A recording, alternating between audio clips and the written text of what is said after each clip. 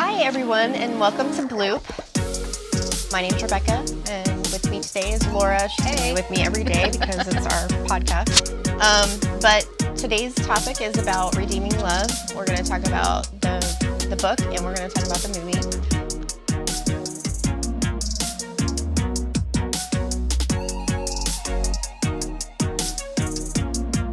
I'm going to go ahead and really quick just read the summary of what the book is about. Can you see the book? I don't know if you can see the book, but here you go. Okay. So, California's Gold Country, 1850. So this is like set back in time. A time when men sold their souls for a bag of gold and women sold their bodies for a place to sleep. Angel expects nothing from men but betrayal. Sold into prostitution as a child, she survives by keeping her hatred alive. And what she hates most are the men who use her, leaving her empty and dead inside. Then she meets Michael Hosea, a man who seeks his father's heart in everything. Michael obeys God's call to marry Angel and to love her unconditionally. Slowly, day by day, he defies Angel's every bitter expectation until, despite her resistance, her frozen heart begins to thaw. But with her unexpected softening come overwhelming feelings of unworthiness and fear, and so Angel runs back to the darkness, away from her husband's pursuing love, terrified of the truth she no longer can deny. Her final healing must come from the one who loves her even more than Michael does, the one who will never let her go. So that's what this book is about. And it's also based on the book Hosea in the Bible. So this is a Christian fiction story. We're just going to roll right in with what we would rate the book after reading it, and I would give it 5 stars. For me, it gripped me right away. It pulled me right into the story right away, and it never let me go. Like I really loved this book so much. I've read it multiple times, and now Laura, you get to say what you liked about it. I too give this book 5 stars. Primarily because of all the factors that you said. It's very thought-provoking, pulled at my heartstrings, kept me engaged the entire time. I wanted to throw the book across the room half the time. I laughed, I cried. It had everything. Yes. And I don't normally, and you know me, like I don't normally love books that make me cry. Mm-hmm. I don't know if you guys know, like I already suffer from chronic migraines, so when I start crying, that could trigger migraines for me. And not only that, like I usually try to read to escape and be in somebody else's world and, watching their problems, but those problems can't really happen in our world because, it's not real. Mm-hmm. But this is very, very real. I was a history major, so I really appreciated how Francine Rivers really stuck to, historical facts and use those to really help paint the picture. And yeah, I can go on, but definitely 5 stars for me. You want to rate the movie now or when we talk about the movie? Well, we'll rate the movie in a minute. Yes. So based on just the ratings, not the spice level yet, we can get to that in a minute. I mean, we'll combine it, but I felt like Redeeming Love would fit YA 16. I feel like parents are strongly cautioned. Mm-hmm. There are some rough themes. So, but I feel like it's around 16 years of age. This is something that your girls would probably already be exposed to, the terms of sex trafficking. Unfortunately, sex trafficking industry is still rampant, huge. We want to protect our daughters and our children. And so if you haven't had that conversation with them, they might have already heard it at school or in their church, and maybe even, know a friend of a friend who it's happened to. So and also the topic of forced abortion is also in this book. A lot of hard topics. It's a lot of hard stuff. So, I mean, and that's in here. And YA 16 parents are strongly cautioned. There are references to violence and coarse language. They may contain sex references with more than brief nudity. So in this book, and again, if you're listening, you're gonna at this point, from this point forward, Yeah, spoilers. But why age 16? Because we feel at that point, your child would be mature enough. Again, you know them better than we do, but what I liked about it is it's all fade to black. Like, sex is happening, but there's no detailed descriptions at all. It's kind of like an after the fact, and it's alluded to, but never described. Mm-hmm. Because,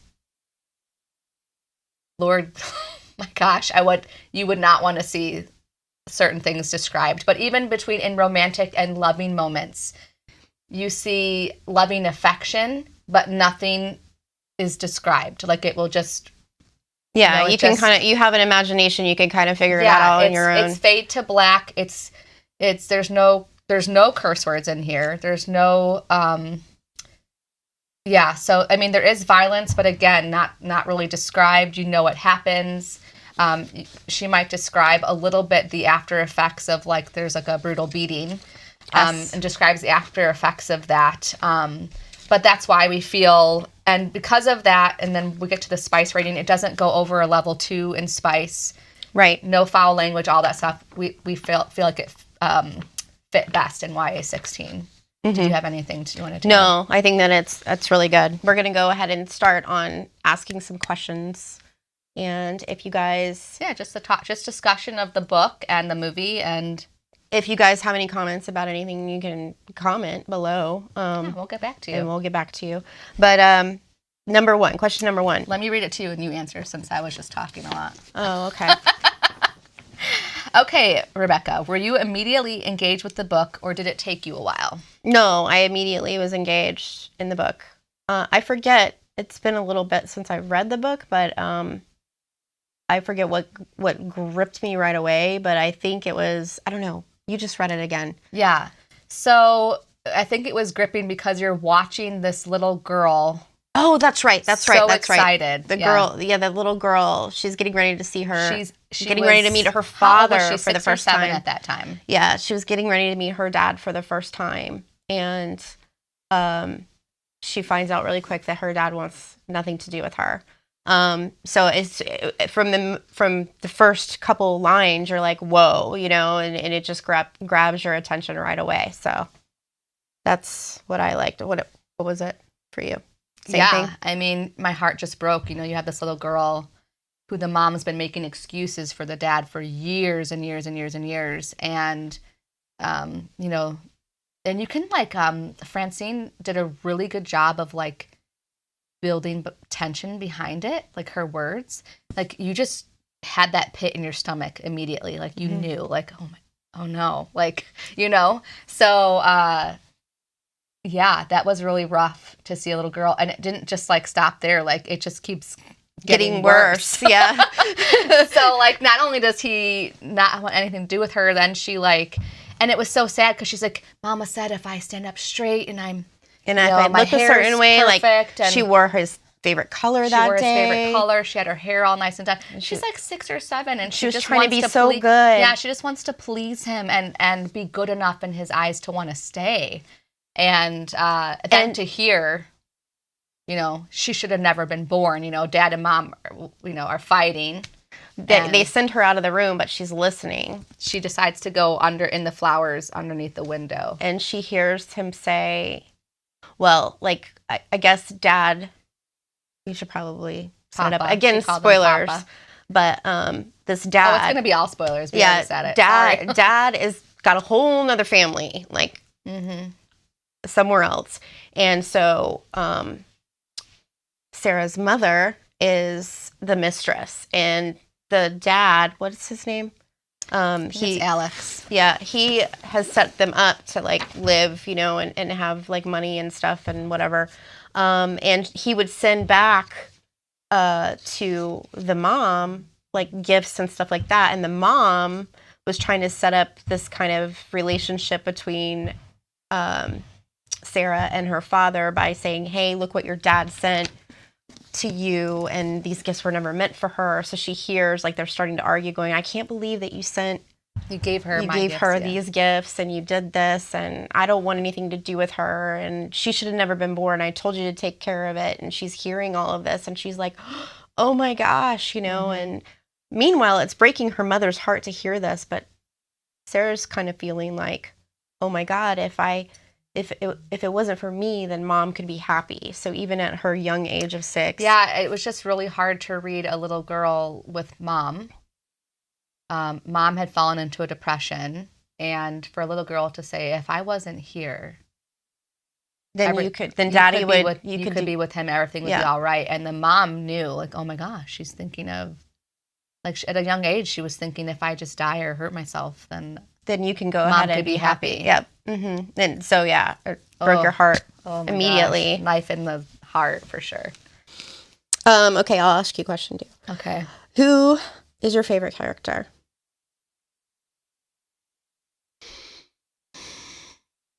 I mean, obviously, Michael Hosea is a favorite, obviously. But I'm going to try to not pick a main character. Let me think on this for a second. I'm torn between Miriam. I'm also torn between Axel, Mr. Axel, towards the end. I think it would be easier to pick somebody that you didn't like. I like there were so many characters that I loved in this book.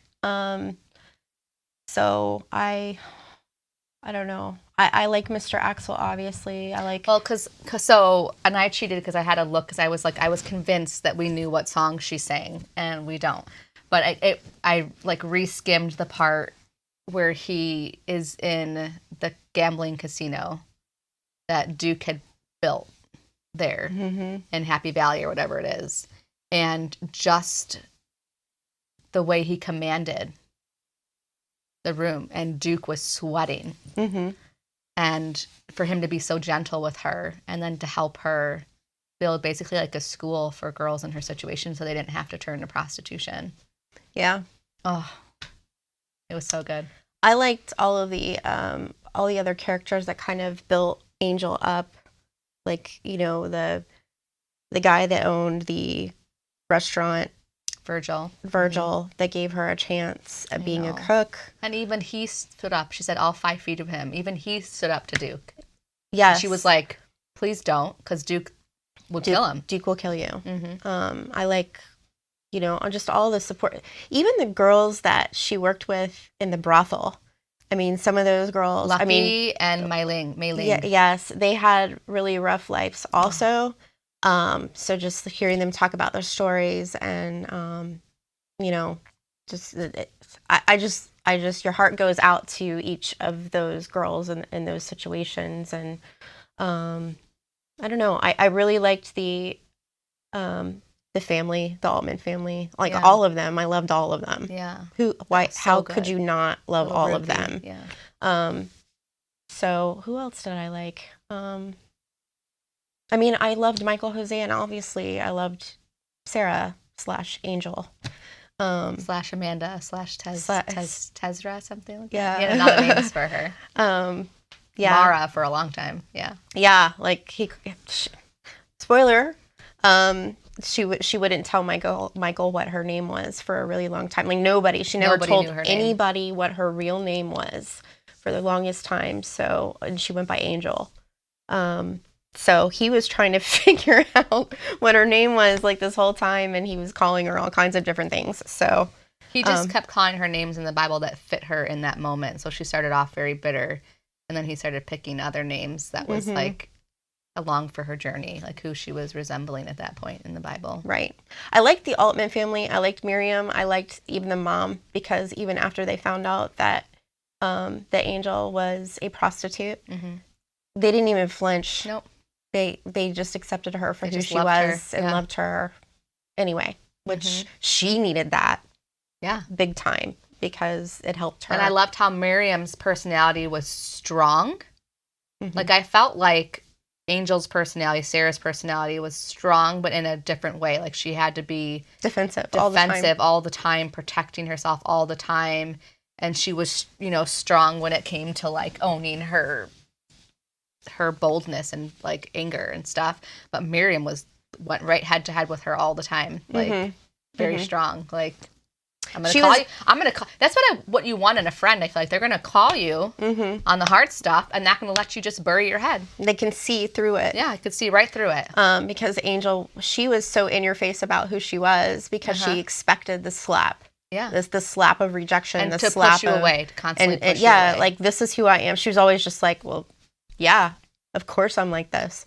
And because this is my background, this is who I am and what, you know? Yeah. And this family was just, and Michael also was just like, so, you know, I know you're more than that. I know you're more than what you did, and I know that you're more than all of this. So I just love them for that. Like, she needed it so much. Totally.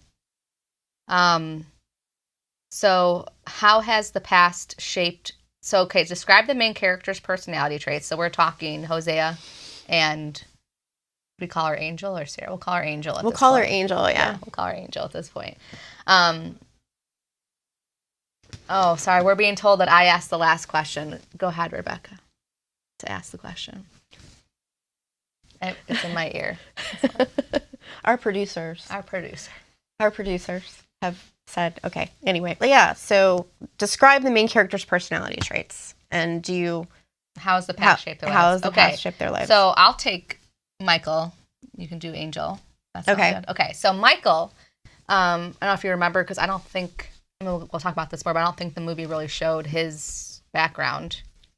A little bit. Okay, so Michael was wealthy, had a wealthy family. They owned a lot of land. They owned slaves. And his dad made it seem like these are our family and we take care of them. But then they fell on some hard times, I guess. A crop, probably a drought or something happened. And they wound up having to sell some of their slaves. And I think that made him take a minute and think, wait a minute, I thought they were family. And then when some of the slaves were sold, one other slave ran away with that one of them.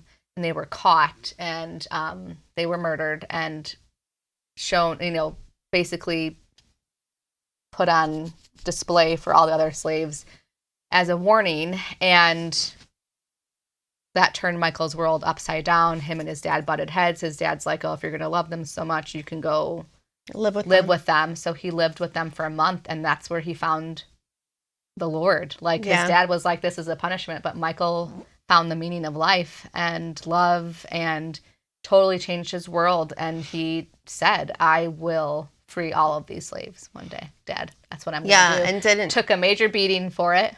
Yep. But even through all that, he still showed love and grace and forgiveness to his father. But he knew he was leaving, like he couldn't stay there. So he left. And he took his sister with him. And so, and he did free them. Didn't he? He freed them. I think he freed them and left, yeah. Mm-hmm. Yes. Angel. Mm-hmm. Well, Angel just had a really rough start. She just, from the time... I mean, from go, like, her first and foremost, her biological father, her father that was supposed to love her and treasure her and show her how men were supposed to treat her, rejected her, abandoned her. Then her mother has to go into prostitution, or thinks she has to go into prostitution, and dies. Well, one important step in between that is that Angel witnesses the church and her mom's family turn her away. Oh, yes. Offer no help, and they rather scorn her than help a single mother because she had an illegitimate child out of wedlock. Mm-hmm.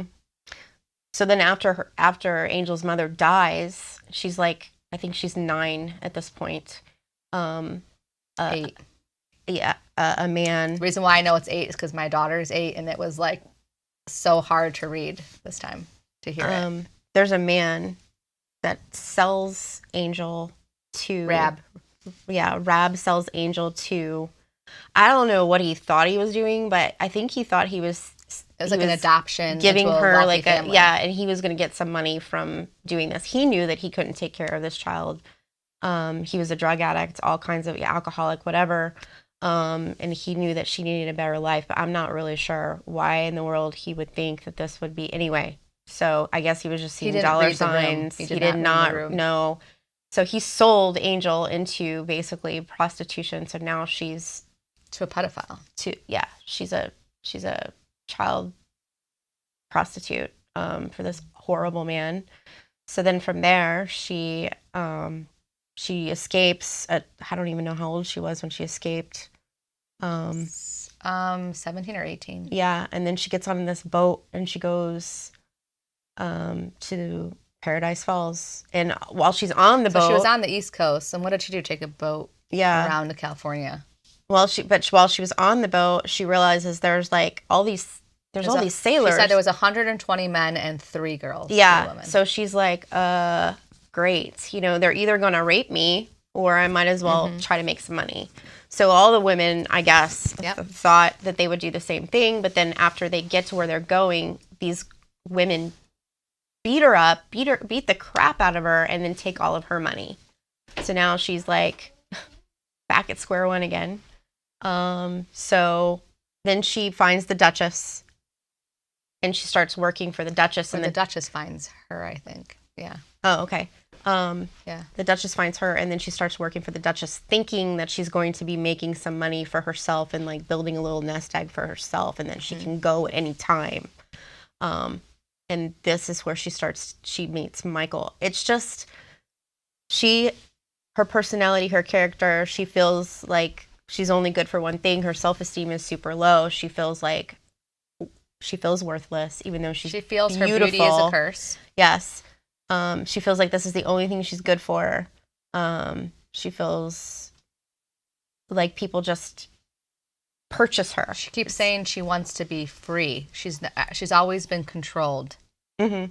Always been owned. Always been owned like a slave. Mm-hmm. And she wants to make her own decisions. Yes. So that's Angel. And then of course her character starts to change over time, but we'll get there in a minute. Now. Yeah. So I'm going to ask a couple things, and you can answer whatever you want. Do you admire or disapprove of them, the characters? To which character in Redeeming Love did you relate to the most, and what was it about that character that spoke to you?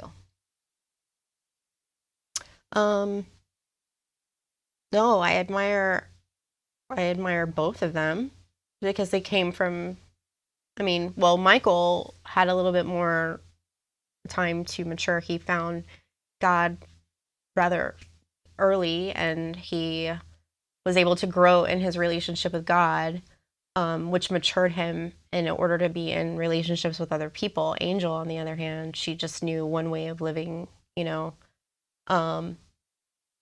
and redemption had not yet come for Angel. So I liked both of the characters for different ways and just how they were mature. And what was the other question? Which character did you relate to the most, and what was it about them that spoke to you?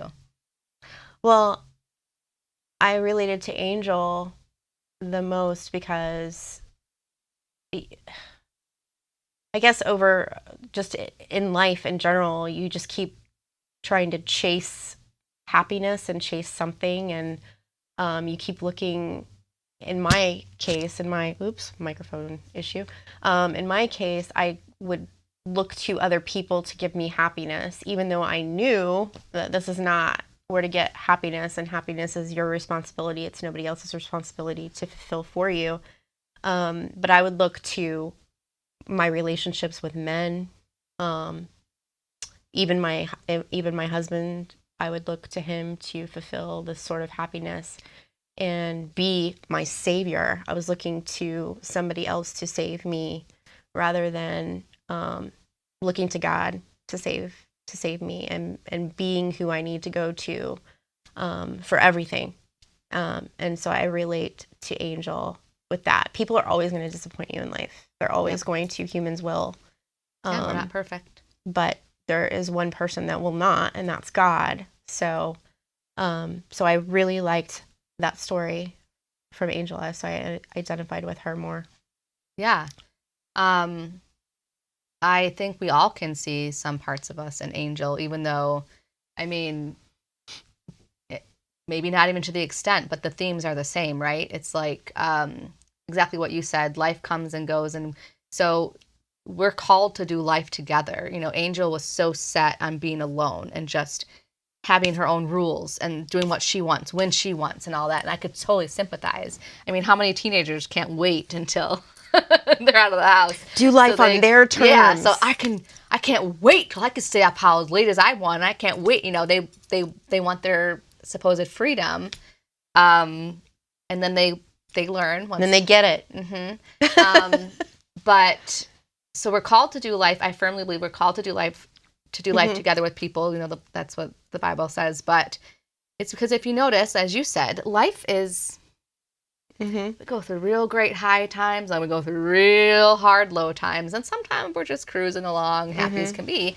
But if you notice, usually when you're in a high time, maybe somebody you're close with is in a low, and you're able to come alongside them and help give them perspective and support and love, and then the tides will turn and that favor will return. Or sometimes you're doing life with people and they're like, nope, they don't want you, and those people have to leave your life, and you get new people coming in, and there's pain associated with relationships, and you're trying to work together.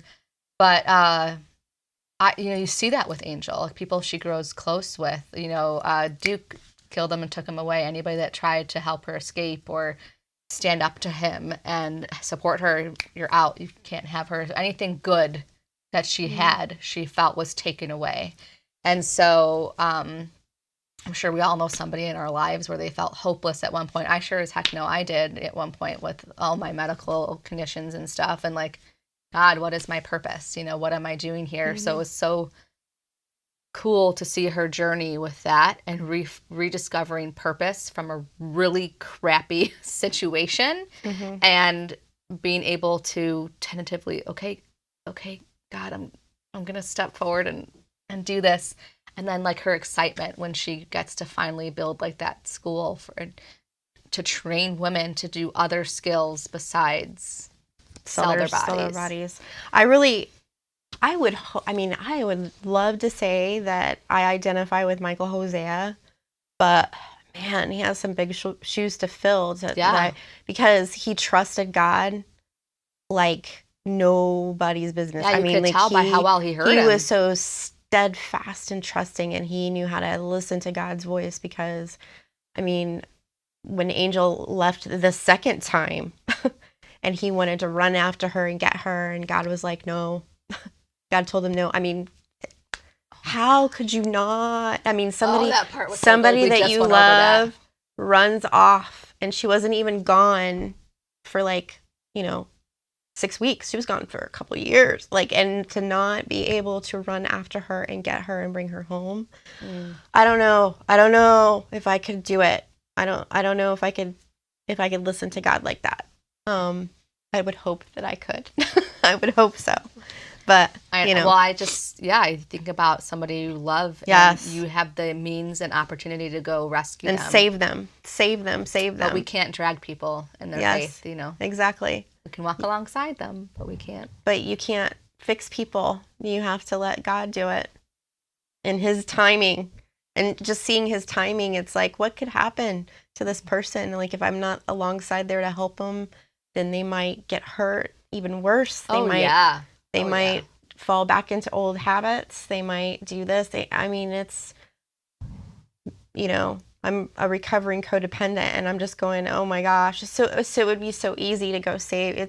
I like to be somebody that saves. I do. But you have to remember that you are not the person that saves them, and you have to let them fall flat on their face in order for them to develop character traits that will be long lasting. Yeah. For them. You're not doing them any favors. My husband always said, because when the girls were little, I can remember Maya, she was told, okay, you can't, you're not supposed to come in this room. It was Luke's office or whatever. at the time in one of the houses we were renting at that point. And we moved 6 times in 5 years. And she went in there and did exactly what she was told not to do. Not only did she go in his office without permission, then she went in the closet and dug in the closet. I think she was like 6, maybe 5 or 6, and discovered her birthday presents, or at least one of them. And it was so hard because I said, well, now you get to return it. You get to come with me. You're going to bring it to customer service, and you're going to have to return it. Oh, no. And then I was like, babe, I was too harsh. He goes, well, you said it. No, so you gotta now do you it. got to go follow through with it. And I was like, but she's just so little. She doesn't understand, like, we'll talk about it. He's like, you want them to learn now when the consequences aren't as severe as when they're older. Yes. And you He's have like, to, yeah. And you learned a lesson. Don't open your mouth and say anything that you're not willing to do. It was so hard, but that has stuck with me a lot in raising my children is let them learn it now. Yes. Let them learn it now while they're covered in your protection. They're still in your home, and you're raising your child up, in to be successful, independent adult. And that takes a lot of hard work, and it hurts me worse than them, I think, when they're little. Yes. But we did. So we went to Target, and she's like, I looked at my presents before I was supposed to, so I got to return it. I had talked to the cashier, though, before at the customer service. I was like, we're making her think that she's losing this, but she's not. Like, so she had to go through the process thinking that she lost it. And then we always, though, talk about redemption and grace and all of those things. And so when she opened it on her birthday, we had to talk about grace and love and forgiveness. And, we all make mistakes. And, she didn't do anything to earn it back, but it's because we love her and wanted to share that gift with her. I don't know if we did it right, but there's never no been manual. An issue since. Yeah, there you go. She learned something, clearly. Okay, so discuss the plot. Is the story interesting? Is the story plot or character driven? Okay, so there's 3 questions within there. So so one of the things you asked, right, was it character driven or plot driven, aka story driven? Is it a page turner, unfold slowly? Oh my gosh, we already discussed it's a page turner. Like, yeah, totally. For me, it is completely character driven because we are watching 2 people, one person who is the example of God's steadfastness and faith and moral compass and strength and love and protection and grace and everything. Yeah. And in Michael, but we get to see how hard that is for him and how that hurts him so much. And then you have Angel. We just discussed her whole journey where she started out in horrid, just unimaginable circumstances. It was the worst of times. It was the worser of times for Angel. There was no... it just went from, dad doesn't love you, kicked out of your house, rejected by family and friends, used by living everybody, in squalor, watching mom, prostitute herself, watching mom slowly die, being left with a drunk guy who's very incompetent, who then sells you, or being pawned off on your your mom's housekeeper, and having to that. Do you remember the whole Cleo and all of that? Yeah. So Cleo, said and exposed her to horrible things on this one trip, and then being sold to an older man at 8 years old, being raped by him repetitively, being owned by him, and then when he tires of you, you are now his to sell out to the highest bidder. Running away from that, thinking you're free, getting attacked by women who should be in camaraderie with you. Nope, those 2 girls were friends. Angel didn't really know them. They were all friends on the ship, and then they turned on her. So She has no friends. She has nobody in her corner. She's left broke. And the only thing she knows how to do, because she was left, and Duke made sure of it, that she was completely dependent on him for everything, did not train her in anything, no skills. The only thing she knew how to do was to please men. And she trusted nobody. The world never made her feel like she could. Yeah, so I mean, talk about a page turner. It's like, please tell me it gets better. Is there any kind of good? It gets better. Is there any goodness? This is too much, God. This is too much. Like, you're feeling it. This is too much. And then you're putting yourself in her position, going, "Oh my gosh, if this was my story, like, would I have made a different decision?" Correct. I don't know. Yes. I think she made decisions that I would have made too. And like I said, I'm reading this, and my daughter's 8 right now, and I could not. I would kill somebody. Like, I told my daughter Maya this. I was like, if anybody happens, you just tell us. I don't care what they threaten you. I don't care what they threaten you. If they're going to come after me and your father, they're going to kill me and your dad. I said, this is not good to do, but because we have to have our faith in the Lord and all that, and He will handle justice. But I don't know. I kind of feel like I would go up there and kill the person myself. And I told Maya, you can visit me in jail. Like, that's how I am. But anyway, so just reading this, it's so hard when you have a daughter, 8 years old, and you think about what the size of a man and just the damage. Well, anyway, so it just got so hard. I was like, God, please, you're turning these pages. Please let it. And there's just nothing getting better until Michael shows up. But as a result, Angel, as a result of her life, Angel could not, she was numb. Like, she did not have any emotions. She was just vacant of all emotion, love. Just, she was empty. I mean, if empty didn't have a definition, after reading this book, you could definitely put a definition to the word empty. She just had and you felt nothing. it. And